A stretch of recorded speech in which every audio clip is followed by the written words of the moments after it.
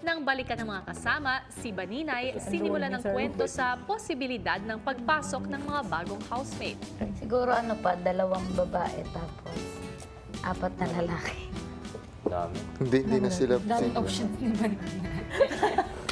Gusto pa niya ng 4 na lalaki. 4 lalaki. Hindi pa ba kami sapat sa'yo? Wow! Nasaktan. Hugot eh. You're not satisfied with your options? What do you need? Like, No, I'm super satisfied. Sa confession room, kinausap ni Kuya ang girls.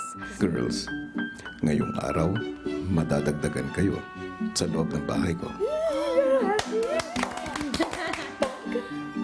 May papasok na 2 lalaking housemate.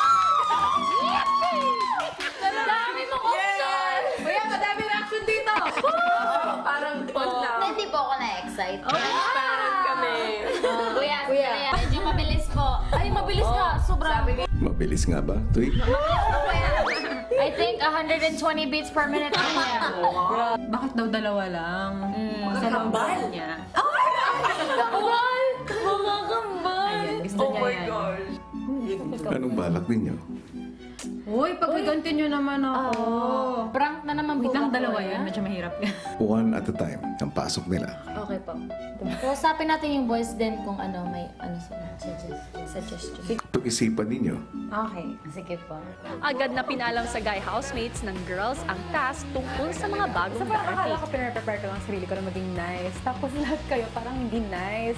Hindi nice. So, wala lahat down. So dapat parang gano'n na parang isa-snob natin siya. Hindi mo sinabi ni Kuya na may papasok. Okay. Parang gano'n. Okay. Parang di tayo nawiwili sa I've seen one prank. Like, Oh, yeah. like everybody stands. Then, They sit down. Para po sa aking unang paghihiganti. ang ita-target namin is yung parang feeling niya na kailangan niyang sumunod. Kasi meron ng something na going on inside that started without him. Kunyari, merong isang taong among us, may isang tumayo. Tayo ka ba? po agad. Kahit anong No, ginagawa, sila.